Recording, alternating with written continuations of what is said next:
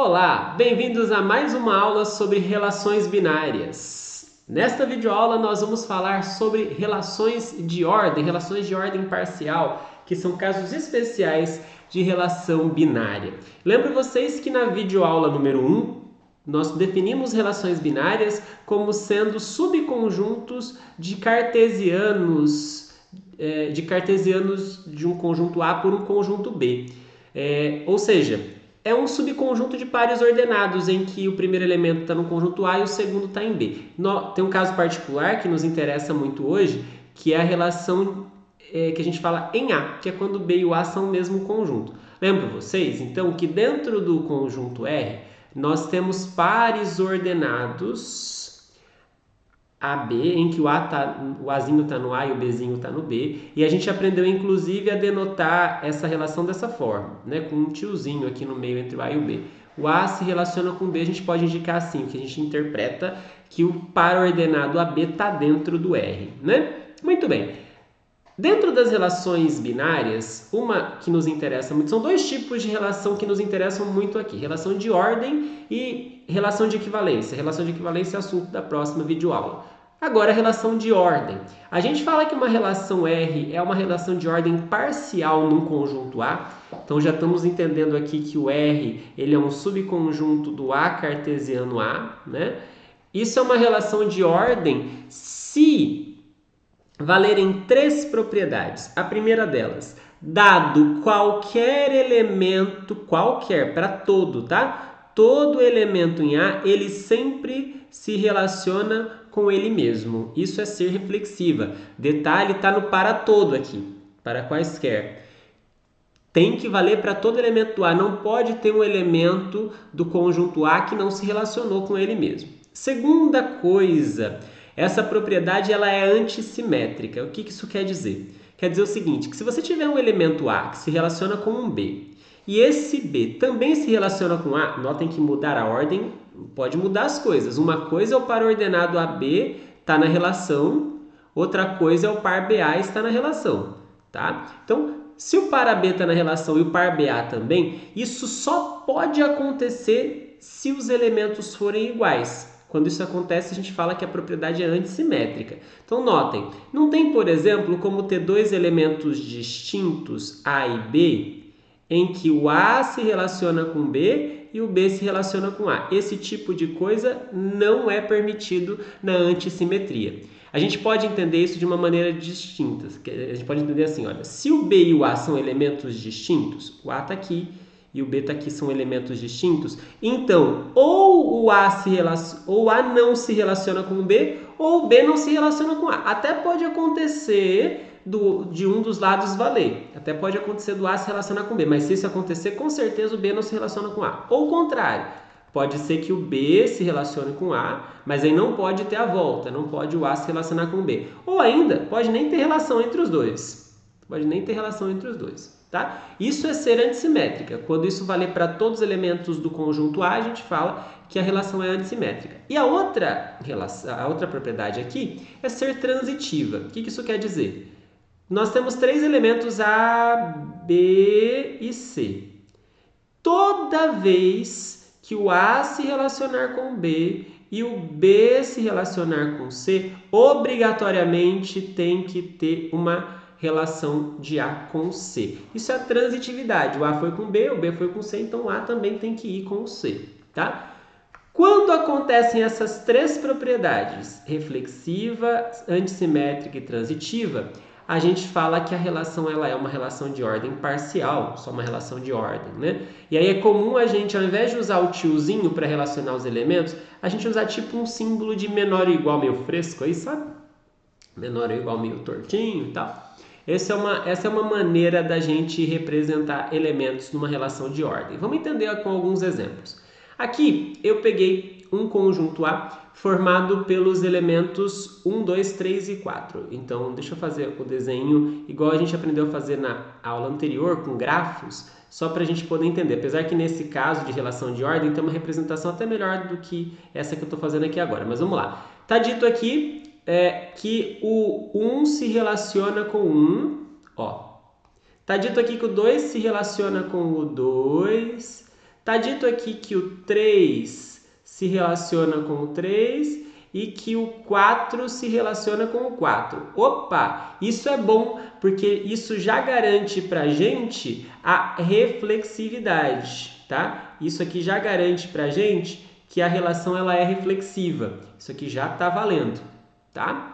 Porque todo elemento do conjunto A se relaciona com ele mesmo. Se tivesse, por exemplo, um número 5 e o número 5 não tivesse relacionado com ele mesmo aqui, então já não era uma relação de ordem. Muito bem. Outra coisa, o 1 se relaciona com o 2, o 1 se relaciona com o 3 e 1 se relaciona com o 4. Bom, isso aqui, pessoal, não atrapalha em nada nas propriedades que nós vimos. Só que lembra que tinha uma propriedade importante, que era a antissimetria e também tinha a transitividade? Bom, vamos ver como é que a gente interpreta elas aqui. Antes disso, só deixa eu colocar a última relação aqui, que é do 2 para o 4. Muito bem, tá? Agora, notem, o que tem que acontecer para valer a antissimetria? Para valer a antissimetria, a gente precisa que todos os pares de elementos distintos não tenham relação de ida e volta. Então, dados dois elementos quaisquer, olha para todos aqui, pega qualquer par. Em nenhum par pode ter ida e volta. Né? Pode até ter ida, mas não pode ter volta. Então, vejam, do 1 com 2 só tem ida, não tem volta. Do 1 para o 3 só tem ida, não tem volta. Do 1 para o 4 também. Do 2 para o 4 só tem ida, não tem volta. Então não tem nenhum parzinho aqui que a flecha vai e a flecha volta. Isso garante então para a gente que a antissimetria é verdadeira. E por fim, tem a última propriedade, que é a transitividade. A transitividade, ela diz que se você tiver um elemento A que se relaciona com B e um B com o C, então tem que ter uma ponte direta do A para o C. Vamos ver onde é que isso pode acontecer aqui. Notem, por exemplo, 1 vai para o 3, mas o 3 só vai com ele mesmo, então tá, a ponte está garantida. Mas o mais importante aqui de você observar é o que acontece aqui, ó. O 1 ele vai para o 2 e o 2 vai para o 4. Então criou-se aí um caminho. 1 foi para o 2 e o 2 foi para o 4. Aí, obrigatoriamente, tem que ter uma ponte do 1 para o 4. E tem. Notem que não tem nenhuma outra situação para a gente analisar. Todas, de alguma forma, já estão resolvidas. Então, isso garante para a gente que realmente a propriedade é transitiva. E se é transitiva, então a ordem realmente é parcial. Tá bom? Então, esse é um exemplo muito simples. Aliás, eu estava dizendo para vocês que tem uma representação mais legal. A gente poderia fazer assim, colocar o 1 aqui, né? O 1 se relaciona com o 2, se relaciona com o 3. Deixa eu colocar o 4 um pouquinho mais para cima, você vai entender por quê. Nesse desenho você pode fazer assim, olha, o 1 se relaciona com o 2, é um grafo também. O 1 com o 3, o 1 com o 4 e o 2 com o 4. Por que esse desenho é um pouquinho mais interessante? Ah, claro, e a gente já... Não vou colocar as setinhas em volta. Bom, posso colocar. Mas não precisava nesse tipo de desenho, que é um desenho em torre. Toda vez que você tiver uma ordem parcial, de certa forma, você pode fazer isso. Porque, de alguma forma, uma ordem parcial você teria condições de colocar os elementos em torre, basicamente assim. Né? Você pode colocar de um ponto e vai subindo. Né? De alguma forma, daria para fazer desenhos assim quando for relação de ordem. Muito bem. Um segundo exemplo, para você entender que você já conhece relações de ordem na sua vida, é a relação de ordem do menor ou igual na reta. Então, se eu te der dois elementos reais, sei lá, vou pegar dois elementos bem estranhos aqui, sei lá, o π, estranho não, né? Menos convencionais, o π e deixa eu pegar o normal, o 3. O 3 e o π. Você sabe que o π ele é aproximadamente 3,14. Então, você já sabe que o elemento B aqui ele é menor do que o A. Se ele é menor, em particular, ele é menor ou igual, né? Essa relação que você já conhece de pegar dois números e ver quem é que tem o menor tamanho é a relação de desigualdade usual na reta. A gente interpreta ela dizendo assim, olha, um elemento A ele é menor ou igual a um B se a diferença de B para o A for um elemento positivo, for um x positivo na reta. É bem óbvio, né? Se você pensar na definição em si, olha, o B, se ele ganhar do A, é porque quando você faz a conta de menos, dá positivo. né? Dá positivo. Claro, o A pode ser igual ao B? Pode. Aliás, o fato do A poder ser igual ao B é o que garante a reflexividade. Então, se você pensar nas propriedades de relação de ordem, a primeira delas, a reflexividade, é sempre verdade que o A é menor ou igual a ele mesmo. Seja qual for o número real, é sempre verdade isso. Outra coisa, essa é a que a gente chamou de reflexividade. Outra coisa, se o A é menor ou igual ao número B e o B é menor ou igual ao A, então você pensa assim, olha, o B está ganhando do A, mas o A está ganhando do B. Isso só é possível quando o A for igual ao B. Né? Ou seja, se você tiver dois elementos distintos, ou um é menor do que o outro é menor do que um. Não pode acontecer as duas coisas ao mesmo tempo. Isso garante a antissimetria. E por fim, a transitividade. A transitividade, ela diz pra gente que se você tiver um elemento B que ganha do A e um elemento C que ganhou do B, ora, é óbvio, pensando na reta real, que o A é menor ou igual ao C. Né? Porque a gente interpreta os números reais como uma reta. Então, todos os elementos eles estão alinhados e sempre então tem um à frente do outro, né? É claro que aqui eu não estou fazendo uma demonstração bonitinha, eu estou só te dando a ideia de por que isso vale. Demonstrar essas propriedades é outra brincadeira que você pode pensar até num curso aí de análise real, um outro contexto, tá bom? Muito bem, aí um terceiro exemplo aqui para a gente pensar. A gente pode pensar o seguinte, vamos pensar no conjunto das partes do conjunto X formado só pelo 1 e pelo 2. Então vamos lá. Conjunto X, 1, 2, e pega o conjunto das partes. O que é o conjunto das partes? São todos os subconjuntos desse carinha. Então o vazio, o conjunto formado só pelo 1, só pelo 2 e o conjunto todo, 1, 2. Então são 4 elementos dentro do conjunto das partes, o conjunto dos subconjuntos. Muito bem. Dentro do conjunto das partes, a gente pode relacionar os elementos, que são conjuntos, com a inclusão de conjuntos. E, curiosamente, a inclusão de conjuntos também é uma relação de ordem parcial. Pensa comigo, se você tiver dois conjuntos ali dentro, sei lá, vou chamar de E e de F. O conjunto E, ele sempre está contido dentro dele mesmo. Claro, os elementos do E estão sempre dentro do E. Outra coisa, se você tiver um conjunto E dentro de um conjunto F, e se esse conjunto F também estiver dentro do conjunto E, quer dizer, todo elemento do E está no F, todo elemento do F está no E, é porque, por definição de igualdade de conjuntos, eles são iguais. E, por fim, a transitividade. Se você tiver um conjunto E dentro de um conjunto F, e esse conjunto F estiver dentro de um conjunto G, obrigatoriamente o primeiro conjunto está dentro do último. E aí você pode pensar nisso até usando os diagramas de Venn lá, né? Aqui tem um conjunto, aqui tem outro, me perdoem pelo desenho horroroso. O E está dentro do F, o F está dentro do G. Então quer dizer que o E está dentro do G, né? Então, isso também é um outro exemplo. Então, guarde na sua cabeça dois exemplos cruciais de relação de ordem. A desigualdade na reta real, menor ou igual, que você já conhece desde pequeno, menor ou igual. Não é só menor ou só maior, porque tem que valer a igualdade para ser reflexiva. Então, o menor ou igual que você conhece na reta e a inclusão de conjuntos são relações de ordem que você já trabalha, que você já conhece de alguma forma. Muito bem. Agora, alguns nomes, tá? Que não é o principal aqui para mim, mas eu acho que vale a pena você pensar sobre isso, ver essas definições uma vez na vida. Quando você tem um conjunto A não vazio, isso é importante, então o conjunto é não vazio, e você consegue definir nele uma relação de ordem parcial. Então, por exemplo, os três exemplos que a gente viu, nós tínhamos relações que eram relações de ordem parcial. A gente vai falar que esse conjunto A, com essa relação, formam um conjunto parcialmente ordenado. A gente pode abreviar pelo inglês, na abreviação em inglês seria um POSET, né?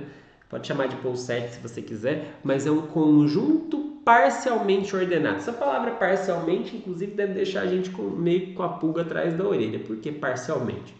Na verdade, é porque tem o totalmente. Quando você tem um conjunto parcialmente ordenado, lembre-se, um conjunto parcialmente ordenado não é só um conjunto. É um conjunto que já vem junto com uma relação de ordem parcial. É um parzinho, conjunto e relação de ordem. Já tem que entender que tem uma relação de ordem, seja qual for ela.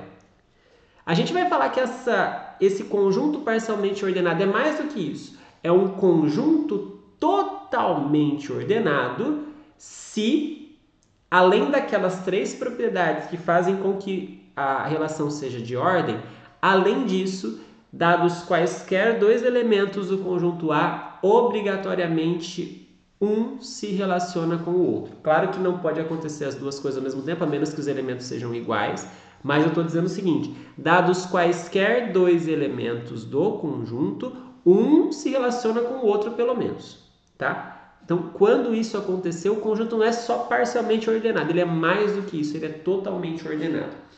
Isso parece um pouco, talvez, óbvio para a gente, se a gente pensa na reta real. Se a gente pensar na reta, eu te falo assim, pensa em 2 números. Pensa um número A e um número B. Pensa 2 números. É verdade que um dos dois é maior? Maior ou igual? É, claro que é. Né? Número real é verdade. Obrigatoriamente, dados 2 números reais, um é maior ou igual ao outro. Mas isso não acontece em qualquer conjunto parcialmente ordenado. Quando isso acontece, a gente fala que o conjunto é totalmente ordenado. Por exemplo, então, só para registrar aí, de novo, o conjunto R ele é totalmente ordenado. Por quê? Porque na verdade a gente consegue até representá-lo de uma maneira alinhada. Né? Dados 2 elementos quaisquer A e B, com certeza um está na frente do outro na reta, ou são iguais, claro. Então, o conjunto R, com a relação menor ou igual que você já conhece, isso é um conjunto parcialmente ordenado e mais, é um conjunto totalmente ordenado. Agora, lembra do conjunto das partes do 1, 2? Aquele conjunto A formado pelo conjunto vazio, o conjunto formado só pelo 1, o conjunto formado só pelo 2 e o conjunto formado pelo 1 e pelo 2. São 4 elementos nesse conjunto. E aí a gente está usando aqui a relação contido.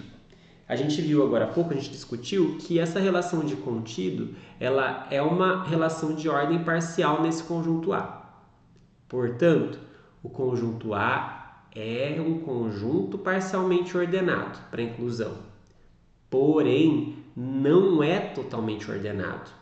Por que não? Porque eu sou capaz de selecionar 2 elementos dentro desse conjunto que um não é maior ou igual ao outro. Quer ver? Olha esse elemento. Esse elemento é o conjunto formado só pelo 1. Esse elemento é o conjunto formado só pelo 2. Por acaso, o conjunto formado só pelo 1 e o conjunto formado só pelo 2, um dos dois está contido dentro do outro? Não. Nem um está dentro do 2, nem o 2 está dentro do 1. Então, isso garante para a gente que o conjunto não é totalmente ordenado. Tem 2 elementos dentro do conjunto A, que são subconjuntos do X. São 2 elementos dentro do A que não se relacionam através da inclusão. Certo? Então, ao contrário dos números reais, para o conjunto das partes, isso pode não ser verdade. Bacana, né? Muito bem. Outra definição interessante. Quando a gente está num conjunto parcialmente ordenado, agora eu vou chamar esse conjunto de E, tá? Com uma relação de ordem parcial menor ou igual. Dentro desse E eu vou selecionar um conjunto A, tá? Conjunto A dentro do E. Então pensa assim, o E é um conjunto grandão, como se fosse um conjunto universo, e o A alguma coisa lá dentro, que até pode ser igual ao E, mas pode ser menor. Muito bem. Vou até fazer um desenho para você lembrar disso com mais com melhores olhares. Aqui está um conjunto E grandão e aqui dentro eu estou selecionando um conjunto A, tá? Muito bem. A gente fala que um elemento S dentro do E, ele é um limite superior do A se dado qualquer elemento X dentro do A, o X está abaixo do S na relação de ordem. Quer dizer, o S ele é sempre maior ou igual ao X através da sua relação de ordem. Quando isso acontece, a gente fala que o S é um limite superior. Não é óbvio. Pensa comigo se não é óbvio essa definição. É um limite superior, ele está acima de todo mundo do conjunto A. Agora, notem que eu estou falando que o S pertence ao E. Se por acaso o S tiver essa mesma propriedade e estiver dentro do A, ele não é só um limite superior, ele é um máximo. Ele está lá dentro e é maior ou igual a todo mundo dentro do conjunto. A mesma coisa a gente pode pensar por baixo. Então a gente pode falar que um elemento I é um limite inferior do conjunto A se ele é menor ou igual a todo mundo dentro do A. Então ele está abaixo de todo mundo. Se além de estar abaixo de todo mundo, ele também estiver no A, a gente fala que ele é mínimo. Então notem que há uma diferença entre esses conceitos. Se limite superior ou limite inferior é só estar acima ou estar abaixo de todo mundo do conjunto, mas você não precisa estar dentro do conjunto. Se além de estar acima de todo mundo, ele está dentro do conjunto, ele é máximo. Se além de ser menor ou igual a todo mundo, ele está dentro do conjunto, ele é mínimo. Tá bom? Muito bem. Então, para a gente pensar sobre isso, notem nesse exemplo aqui do conjunto das partes do 1, 2. Vazio, conjunto formado pelo 1, só pelo 2 e pelo 1, 2, com relação de inclusão. O conjunto vazio ele é um limite inferior do A. Por quê? Porque o vazio está dentro de todos os outros. O vazio está contido dentro de todos os outros. E além disso, ele também é mínimo, porque ele está dentro do conjunto A, certo? Agora, pensa no conjunto 1, 2 inteirinho, que é o nosso X lá do começo. Notem, está todo mundo dentro do X. O vazio está dentro do X, o conjunto formado só pelo 1 está lá, o 2 também, e o próprio 1, 2 está lá. Então, todo mundo está abaixo dele. Todo mundo está contido dentro do X, dentro do 1, 2. Então, esse 1, 2 é um limite superior do A. Além disso, como ele está no A, então ele também é máximo, certo? Tudo bem? Notem, pessoal, é claro que eu fiz esse conjunto, mas se eu tivesse pego o mesmo conjunto E ali, mas pego, por exemplo, o A formado só pelo, pelo conjunto 1 e só pelo conjunto 2, isso mudava muito a figura, porque o vazio continuaria sendo um limite inferior, mas não seria mais mínimo, porque ele não está no conjunto A que eu escrevi agora. O conjunto X, 1, 2, ele continua sendo um limite superior, porque todo mundo está dentro dele aí, mas ele não é mais máximo, porque ele não está no conjunto. Bacana, né? Entendeu a diferença? Se não, pensa um pouquinho, volta, dá uma lidinha, porque essas diferenças são interessantes, são importantes você saber. Inclusive, isso acontece dentro da reta. O exemplo 2 aqui, ó. Vamos pensar no intervalo fechado, semi-aberto, aliás, né? Fechado no 1, aberto no 3, intervalo de 1 a 3 na reta. Pessoal, se você olhar para cá, você vai ver que nós temos um monte de limites superiores para esse conjunto A. Esse é o conjunto A, né? Nós temos um monte de limites superiores. Por exemplo, se eu pegar o número 4. Ora, o 4 é limite superior. Ele é maior ou igual a todo mundo dentro do intervalo. O 0. O 0 é limite inferior do A. Ele é menor ou igual a todo mundo no intervalo. Muito bem.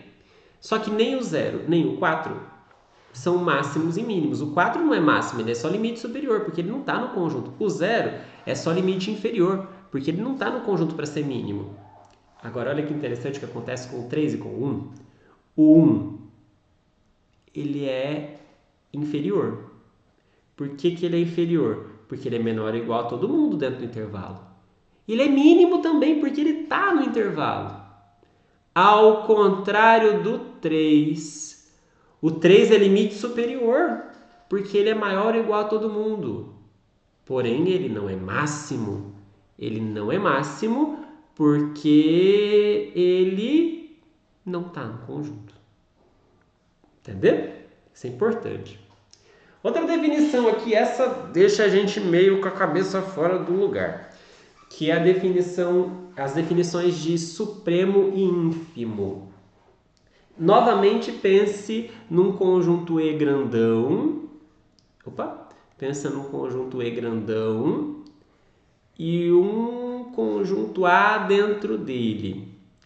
Pessoal, aqui eu vou dar uma definição bem geralzinha, eu vou só pensar sobre isso e não vou gastar muito mais tempo, mas essa é uma definição que passa a ser importante, por exemplo, tem um destaque quando você vai, por exemplo, estudar análise real e coisas do tipo. Muito bem. A gente fala que um elemento S dentro do E, não precisa estar dentro do A, ele é um supremo do A se entre todos os limites superiores ele for o menor. Ninguém está falando que o A tinha limite superior, mas se tiver, ele é o menor. Por sua vez, a gente fala que um S ele é ínfimo se de todos os limites... Opa, desculpa, aqui eu fui infeliz com o texto. Se de todos os limites inferiores ele for o maior. Então vamos lá, pensa no que é o supremo. Você tem vários elementos por cima, vários elementos maiores ou iguais a todo mundo. O menor deles, o mais perto do conjunto, vamos entender assim, né? O mais próximo de todo mundo é o seu supremo. Agora, de todos que estão por baixo, de todo mundo que é limite inferior do A, aquele que está mais perto, aquele que é o maior, é o ínfimo. Entende? Não sei se você entendeu, mas a gente pode pensar em alguns exemplos mais visuais. Por exemplo, olha aqui. Vamos pegar o conjunto E e o conjunto A como sendo o conjunto das partes do 1, 2 de novo, com a relação de inclusão. O vazio ele é o ínfimo de A. Por quê? Porque, na verdade, ele é o único elemento mínimo, o único limite inferior que nós temos aqui, né? Ele é o único limite inferior, o único que está contido em todo mundo. Mas, além disso, de todos, ele é o que está mais perto do conjunto. Ele é o maior deles. É o maior conjunto que está dentro de todo mundo. Ao passo que o 1, 2, o próprio x, ele é o supremo. Por que ele é o supremo? Bom, o 1, 2 contém todo mundo. Todos os outros. Então, ele é limite superior. Mas ele é o menor de todos. Esse exemplo não é bom para a gente entender a ideia de supremo e de ínfimo, né? Mas são exemplos válidos. Agora, quando a gente pensar em intervalo na reta, aí a coisa fica boa. Pensa de novo lá, ó, no intervalo de 1 a 3 na reta real. Opa, deixa eu desenhar direito, né? Você tem a reta real ali. E aí você pega o intervalo fechado no 1, aberto 3, inteirinho. Pessoal, olha só que interessante. Lembra que o 3 ele é um limite superior do conjunto A, mas ele não é máximo. Só que ele é supremo. Por que ele é supremo? Porque todos os outros limites superiores estão para frente e o menor deles é o 3. Pessoal, qualquer elemento do conjunto A que você pensar, o 3 está acima dele e não tem ninguém menor. Tipo, se você pensar num 2,999, poxa, o 2,999 tem alguém acima dele, entre ele e o 3. Entende? Tem alguém um pouquinho maior do que ele, acima do 3,2,9999, né? Se você olhar para baixo agora, então o 3 é o supremo. Agora, se você olhar para baixo, tem um monte de limites inferiores aqui para o conjunto, mas o maior deles, o mais perto do conjunto é o 1. Notem, o 1 está no conjunto, o 3 não está, mas isso não tira a caracterização deles de ser supremo e ínfimo. O 1 é ínfimo estando no conjunto, o 3 é supremo mesmo não estando no conjunto. Supremo e ínfimo é aquela questão de estar o mais próximo possível, mesmo não estando lá, né? Notem que o 1 eu posso falar que é um mínimo também, né?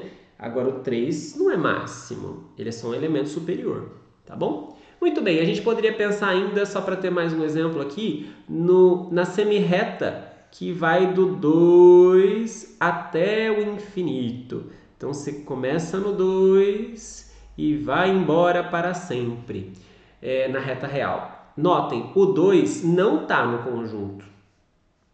Mas, olha, todos os limites inferiores do conjunto A está aqui, ele começa no 2 para frente, mas não inclui o 2. Os limites inferiores são todos os números antes do 2. Todo mundo que é menor do que 2 que é limite inferior. Menor ou igual. O 2 é limite inferior também. Todo mundo dentro do intervalo está acima do 2. Mas e o 2? O 2 não está no conjunto, mas é limite inferior, entende? Só que ele é o maior de todos. De todos os limites inferiores que foram ficando para trás, o 2 é o maior de todos. Então o 2 é o ínfimo. Aí você vai falar, mas cadê o supremo? Não tem. Por que não tem? Porque esse conjunto não tem limite superior. Não tem nenhum número que é maior ou igual a todo mundo do conjunto. Não tem. Você fala, mas o mais infinito. O mais infinito não é número. Mas se você quiser acrescentar os reais no mais infinito, aí a coisa muda de figura. Mas o mais infinito não é número, então aí não tem limite superior. Então também não tem supremo, tá? Por fim, pessoal, essa aula está ficando um pouco longa já, mas só para a gente ter uma noção final, eu não vou me debruçar muito sobre esse conceito, ainda tem uma outra definição, além de limite inferior, limite superior, mínimo, máximo, supremo, ínfimo, tem ainda uma noção diferente que é de elemento maximal e de elemento minimal. De novo, mesmo conceito, mesmo contexto, desculpa. Um conjunto E grandão, um A dentro dele. A gente pega um elemento Mzinho dentro do E, a gente fala que ele é um elemento maximal do A. Então, de novo, tem lá o E, tem aqui o A, a gente está pegando um M dentro do E, não precisa estar dentro do A. A gente fala que ele é um elemento, a gente fala que ele é um elemento maximal do A se você pegar qualquer elemento do A. Se ele for maior do que o M, então na verdade ele é igual. Se ele for maior do que o M, então na verdade ele é igual. O minimal é o contrário. Dado qualquer elemento x dentro do A, pega um elemento I, ele vai ser minimal do A se sempre que você pegar qualquer elemento menor do que o I, na verdade eles são iguais, né? Essa noção eu não vou me aprofundar muito aqui, de novo porque o vídeo está um pouco longo. Acho que se você tiver interesse, você pode pesquisar um pouco sobre isso. A gente até vai talvez usar ao longo desse curso uma coisa ou outra relacionada com isso, mas quando isso aparecer a gente vai interpretar da maneira correta. Pensa, por exemplo, no conjunto E e o conjunto A, formado apenas pelo vazio, pelo conjunto 1 e pelo 2, só, tá? Só esses. Notem que o conjunto 1 e o conjunto 2, eles não são elementos limites superiores, porque eles não incluem todo mundo do conjunto. Porém, eles são maximais, porque se você tentar pegar qualquer conjunto que esteja abaixo dele, ou melhor, acima dele, na verdade iguala com ele, né? Você pode pensar caso a caso. O vazio não contém ele, o 1 contém ele, o 2 não. Então, o 1 é igual ao próprio 1. Né? Não tem ninguém que contenha um 1 e que seja diferente dele dentro desse conjunto. Por isso que eu tirei o 1, 2 aqui, porque aí senão não daria, né? Já o vazio ele é minimal, porque também se você tentar colocar alguém abaixo dele, você só vai conseguir o próprio vazio. Enfim, pense também no conjunto formado pelo intervalo de 1 até 3. O 1 é minimal, ele está inclusive no conjunto, ninguém ganha dele, mas não tem elementos maximais. De novo, isso foi muito superficial, essa última explicação. Se você tiver interesse, certamente tem várias referências interessantes para você pesquisar, mas só com o que nós fizemos aqui de relação de ordem de maneira geral e alguns conceitinhos aí que a gente foi desenvolvendo ao longo da aula, a gente já consegue seguir de maneira qualificada pelo resto dessas videoaulas, tá bom? Muito obrigado pela atenção, bons estudos e até a próxima!